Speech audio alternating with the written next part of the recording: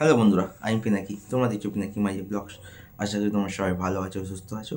এখন এই ভিডিওতে কথা বলবো ধুরন্ধর যে একটা অসাধারণ সিনেমা, অসাধারণ ডাইরেকশন, অসাধারণ সব অভিনেতাদের কাজ। সেই সিনেমাটা বক্স অফিসে কিরম কী কালেকশন করেছে, লাস্ট 5 দিনে সিনেমাটা ওয়ার্ল্ড ওয়াইড কত কালেকশন করেছে, ইন্ডিয়া নেট কত কালেকশন করেছে, গ্রস কত কালেকশন করেছে, আর মঙ্গলবার বক্স অফিসে কীরকম কী কালেকশন করেছে, সমস্ত কিছু নিয়ে ভিডিওতে কথা বলবো।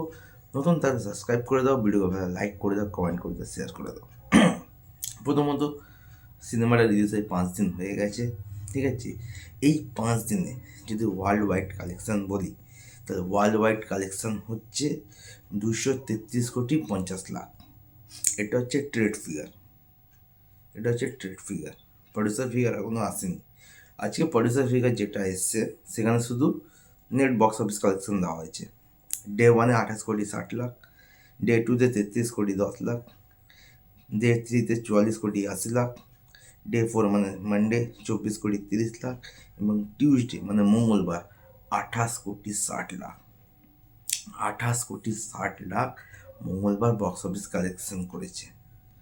তো যদি 5 দিনে ইন্ডিয়া নেট কালেকশন বলি, প্রডিউসার ফিগার হচ্ছে 159.40 CR মানে 159,40,40,00,000।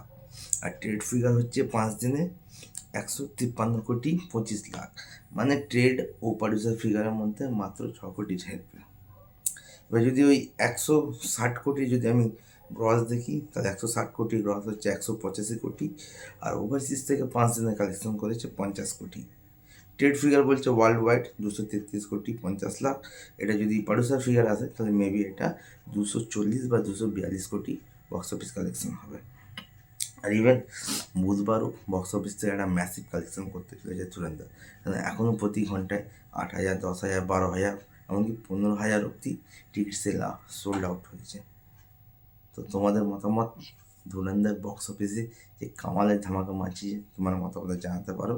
অত ভিডিওটি দেখা হচ্ছে নতুন ভিডিও নিতে থাকো। টাটা।